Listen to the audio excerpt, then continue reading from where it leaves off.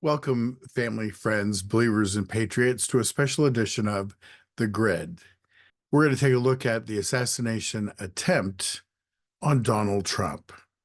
First, I'm Shaun Griffin, filling in for the very ailing and under the weather birthday boy, Chris Coleman. Chris, sorry you're not feeling so well today, and happy birthday. We turn today to some tragic news over the weekend. So typically what happens is that Chris and I will record these episodes on Fridays.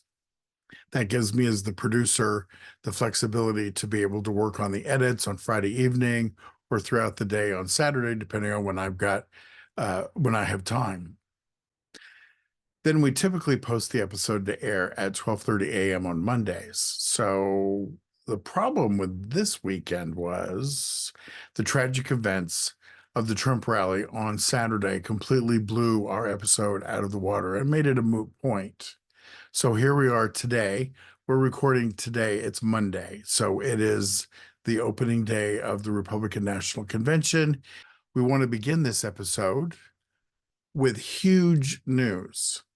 The headline essentially is Judge dismisses Trump's Florida classified documents case.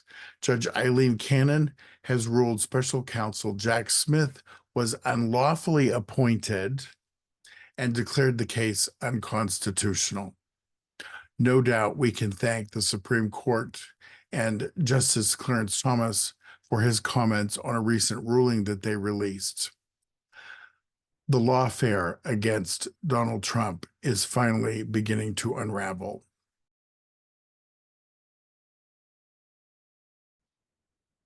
Another big news item today, or should I say another huge news item today, is President Trump selects J.D. Vance as his vice presidential pick.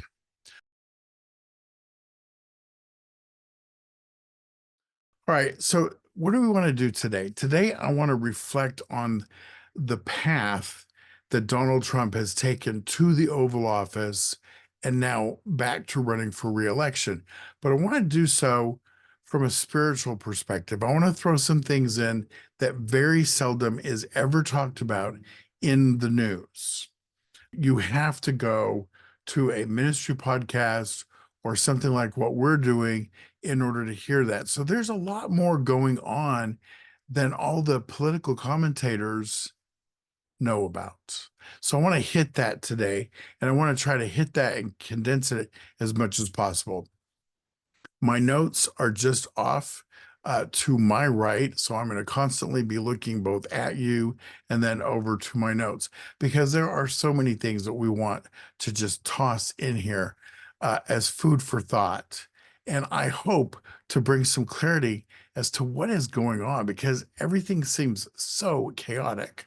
But the good news is God is in charge. I'd like to begin by sharing some reflections I have on his pathway to the Oval Office. And we go way back to when he first came down the escalator to run for office. Now, I was all for Ted Cruz from probably the halfway point of his announcement speech. I remember thinking, I'm going to volunteer. I live in the Houston area, and so I decided, I'm going to see if he's going to have an office here, and I'm going to see if I can volunteer. I had all that decided before he even finished with his announcement speech. So I was going home.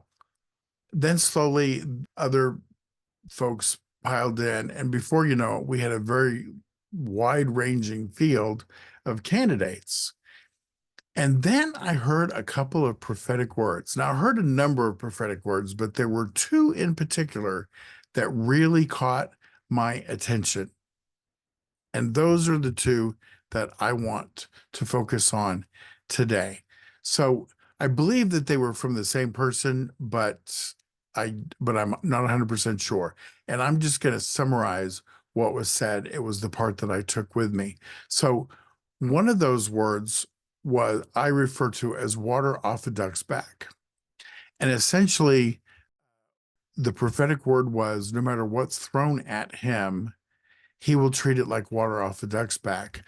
No matter what kind of accusations came his way, he would get up, just shake it off. And what wasn't in the prophetic word, but was a side effect, is that every time somebody shot at him, no pun intended, some accusation, some crazy thing, and sometimes legitimate stuff, but was in the past and resolved, he'd get up and he'd just shake it off. The side effect was that his numbers in the polls rose. Now, almost all of the things that were launched at him, all of the attacks that were launched at him, were the type of thing that would end somebody else's campaign. Most politicians would have folded like a cheap suit at any one of those accusations, but such was not the case with Donald Trump. The next thing, and the thing that really cinched it, so when I heard water off the duck's back, I already noticed that that had happened. So the clincher was the prophetic word that said, even his own will reject him. And at the point in time in which I heard that, we'd already heard of dump Trump. There was already a mini campaign going on within the Republican Party to dump Trump, and it was led by never Trumpers. So we had this going on. Those two things alone convinced me to change my vote from Ted Cruz to Donald Trump. And my thought was, I will support Donald Trump because of these prophetic words, as long as he remains in the campaign or throughout his presidency. So, needless to say, we fast forward on the night of the election. I left the news on and went to sleep. I suddenly woke up just moments before they announced that they were calling the election for Donald Trump. And I remember I was in tears. I was watching a prophetic word come to pass. And all the polls had been talking up to that point that Donald Trump wasn't going to win, that Hillary Clinton was going to win. And yet I knew deep down that I had seen prophetic words about Donald Trump come to pass. I knew he would be president. And I was overjoyed to see a prophetic word that had such impact on our nation come to pass. Extraordinary.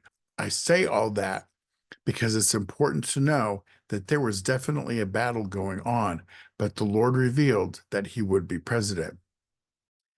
Now I want to fast forward to the to the next election, the one that supposedly Donald Trump lost. There were a number of reputable prophets who had prophesied that he would win a second term. And then there's a lot of prophets who have apologized and believe that they got it wrong. I don't think they got it wrong. I'm going to give you my perspective on it. The election was won by Donald Trump, but it was stolen. Yeah, whatever. It was stolen. There were lots of people saying there was fraud, and there are a lot of people who have said there was no systemic fraud. There was no evidence that there was any fraud. So let me clarify that. There was no evidence presented in court because the judges ruled before the court proceedings that the evidence would not be submitted. Well, it's really difficult to judge a case when there's no evidence. So the pundits were correct when they said there was no evidence, but they were telling the truth and covering a lie. There was no evidence presented. That's a big deal. And the other part of it is that journalists would continually say there was no evidence of systemic fraud. There was no systemic fraud. That's true. There wasn't systemic fraud. You don't need systemic fraud to commit fraud. Voter fraud was done in strategic key points around the United States. It doesn't have to be all over. Fraud only needs to be applied in strategic places in order to win. And that's what took place. Strategic fraud. Think of the martial arts. A 90-pound woman can take down a 300-pound man if she understands the martial arts and where to apply the pressure. Again, all it takes is strategic pressure. And boom, that 300-pound man is going to the floor. That's all it took here. And that's how the election was lost. But the prophets weren't wrong. He did win a second term. And I believe he's going to win this election, which would technically be his second term. Now, here's the deal. I believe that the Lord allowed his so-called second term, the Biden administration, I believe he allowed it to be stolen in preparation for this next 4 years. I believe that the Lord was using these 4 years to transform Trump into Trump 2.0. He's wiser, he's smarter, and scripture tells us that fiery trials strengthen us. And Donald Trump has been through some very fiery trials. Lawfare has been committed against him and against many of his close associates, some of whom have gone to jail or are about to go to jail.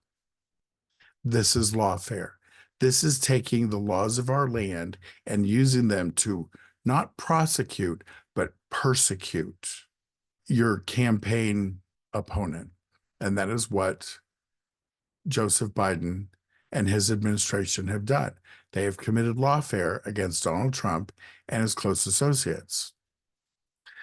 But the genius of the Lord allowing this is that he used all of this time not only to prepare Donald Trump for the next 4 years and to make his second term in office more effective, but he also used it to open the eyes of Americans to see what the wicked agenda of the Democrats really was. It opened our eyes because what happened was, as soon as he got into office, I mean, he floored it. It was pedal to the metal to undo anything that Donald Trump had done before and switch things around and just basically start to tear the country apart in the name of progressivism. The Democrats have an agenda. Unfortunately, it is a wicked agenda. We'll get into more of that in just a little bit.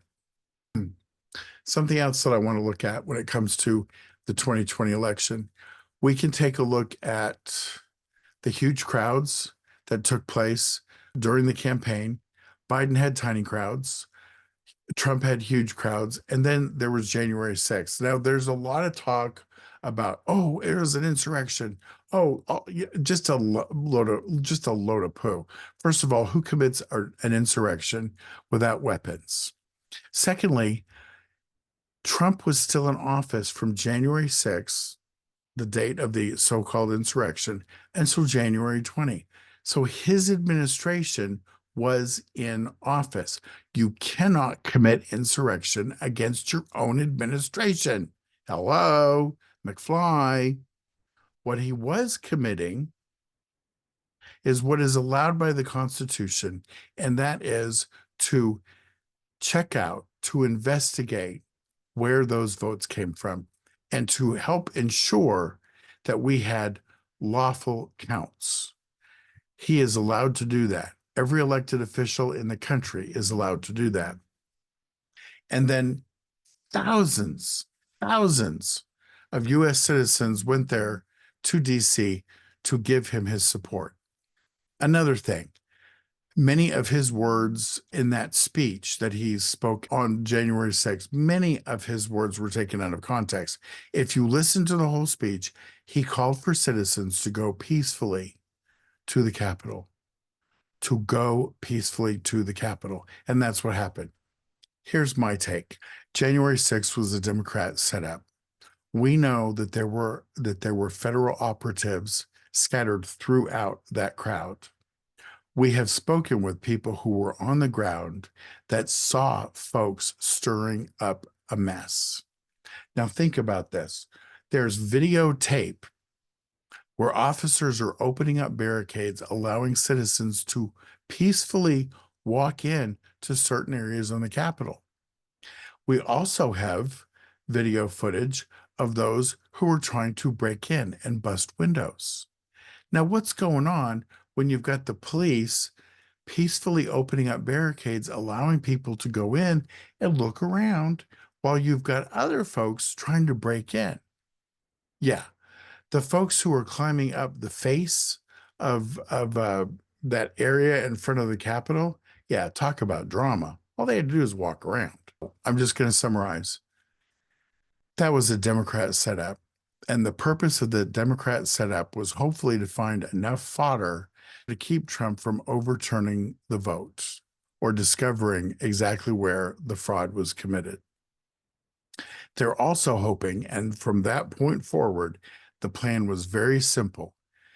We've got to find a way to convict Trump of something, commit some felony in order to keep him from running for office. They're terrified of him. And that's just the way it is. Now let's talk about the 3.5 years that we've endured with the Biden administration.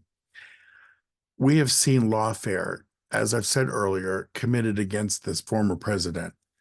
Every verdict against Trump drives his poll numbers up because Americans have awakened to the simple truth that lawfare is being launched and lobbed at Trump in order to keep him from running for office or to keep him out of office.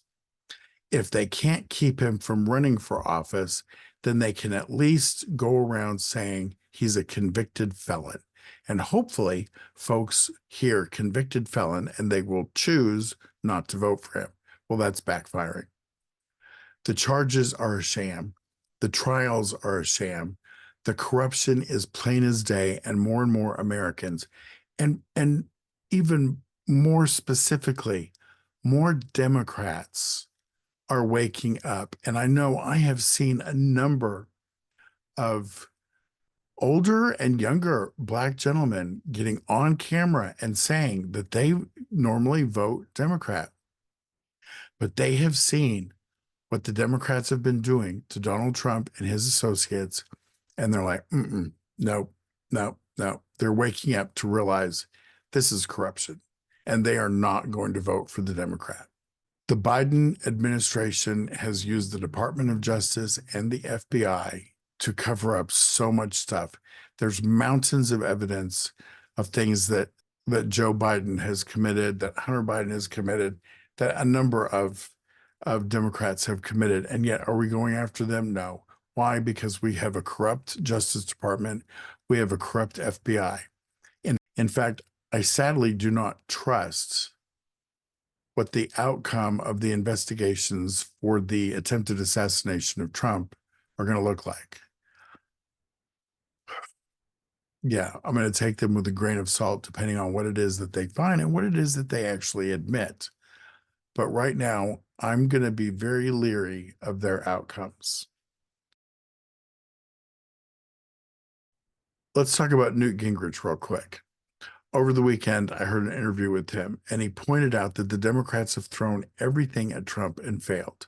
The only thing that's left is violence. And an attempted assassination against Donald Trump qualifies as violence. And sadly, we have one citizen that is dead and two citizens that are in critical condition. This should never happen, but it did. So let's address the violence.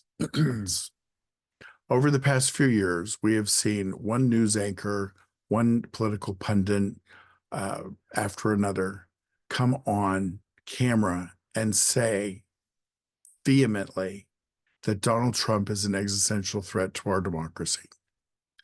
First of all, we don't have a democracy. We have a constitutional republic.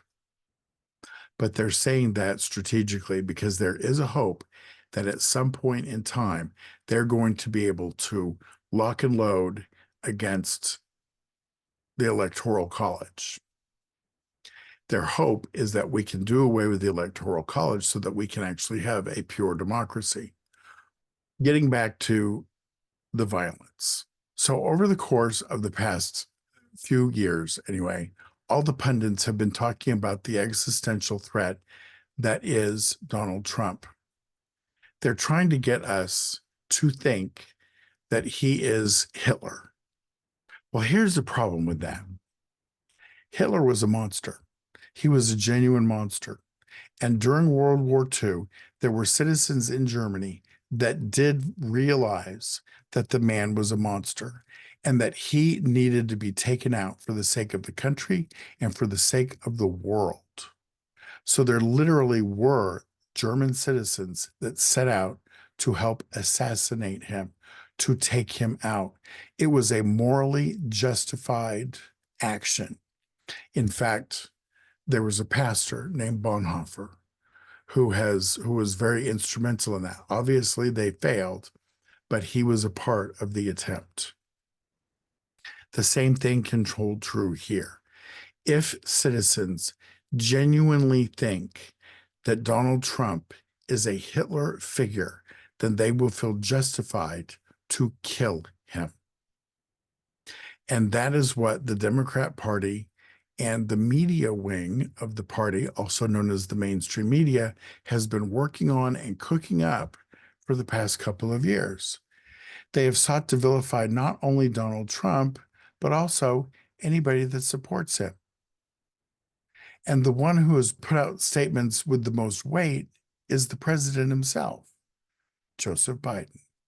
Time after time, he has referred to Donald Trump and the MAGA Republicans as an existential threat to our democracy.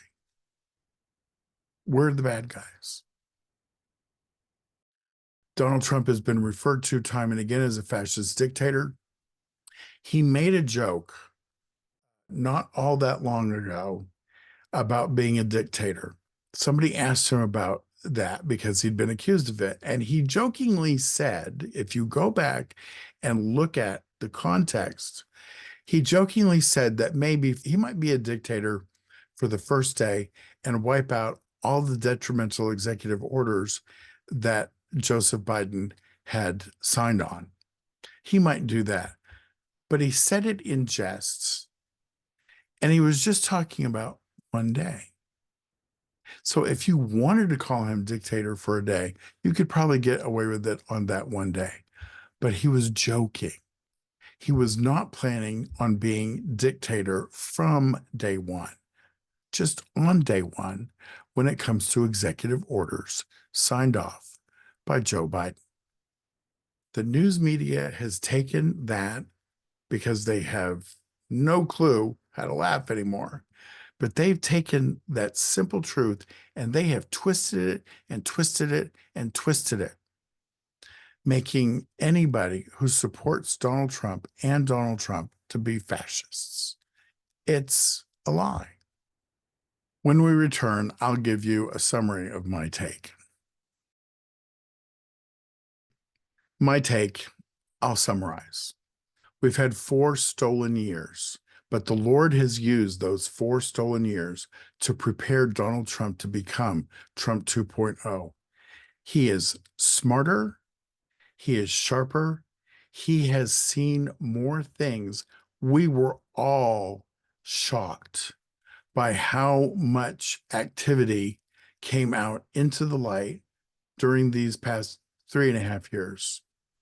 There were so many times when the Democrats just stepped into the light with whatever wrongdoing they were committing, and they just laid it out there. They said it or they did it because they knew that they wouldn't get justice. They knew that justice would not be applied to them. So the Lord has used this interim administration to open Donald Trump's eyes and to prepare him to be an even better president for his second administration, which I believe is for 2024, and it begins in 2025. The Lord has also used this time to show America the wicked agenda of the Democrats and to show what they're really made of. Like I said earlier, it was pedal to the metal, baby. As soon as Biden got into office, they just tear up the place. We don't have much time. We've got to go pedal to the metal. And that's exactly what's happened. And when things wouldn't go their way, they committed lawfare. So lawfare is also, it was not good, it was not fun, but it has shown us what the Democrat Party and its wicked agenda is willing to do to stay in power. It has demonstrated to us that they, of all people, should not be in power. Now, I'd like to share with you just a few headlines that exemplify the wickedness of some in the news media. Now, this is from the weekend, and it regards the attempted assassination of Donald Trump. Look at this. The Washington Post. Trump leaves rally after loud noises erupt. Seriously? They knew what this was by the time they wrote the headline and finished writing the article. The same is true for CNN. Secret Service rushes Trump off stage after he falls at rally. Seriously? Forbes. Will surviving gunfire be Donald Trump's next appeal to black voters? And that was from Sunday. How absolutely despicable. But that's what we're dealing with. These folks are so desperate to make sure that Donald Trump does not get into the White House that they're willing to understate anything negative that happens to him. They know that if an attempted assassination took place against Donald Trump, that would make him a martyr and it would pretty much cinch his election. Lastly, I would like to talk about the victim. His name was Corey Compratore, and I apologize if I do not have the pronunciation of his name. Throughout the weekend, I kept watching. Where is this? We knew that it was a man. We knew that each of the three victims were male, but that's all we knew. It's like we need to know the name of the victim because even though it was an attempted assassination of Donald Trump, somebody died. Donald Trump didn't die, but someone else did. And I really wanted to know what this man's name was because it is important for America to know that he died, that he matters. So I'm going to read some things that I found. Our prayers go out to the family of Corey Compratore. Corey was tragically killed at the rally in Butler, Pennsylvania on Saturday, July 13. According to family and friends, he was a true hero, a former fire chief, and a man of great faith. Evidence of that heroism was the way he died, shielding his wife and daughter from incoming gunfire. We know that Corey was a husband and a father of two. Someone wrote on Facebook, make Corey famous. Say Corey's name. He is the hero. He is the man we need to see and hear in the news. Please keep his daughter Allison and the rest of the family in your thoughts and prayer as they navigate the aftermath of this heinous crime. Godspeed, Corey. I'm going to gain my composure, and when I come back, my final thoughts. My final thought is this. Democrats are worried the Republicans will retaliate for the attempted assassination of Donald Trump. I need to remind folks that Republicans are the party of the rule of law. Republicans are the rule of law party. Okay? Which means that the Republicans will retaliate, and they will do so at the ballot box, where Biden's presidency or whoever steps in for him, their presidency will die. But he will not. nor will his stand-in die. That's how the Republicans are going to retaliate. Let's keep that in mind. Let's pray for the nation. I'm Shaun Griffin, filling in for Chris Coleman. Till next time.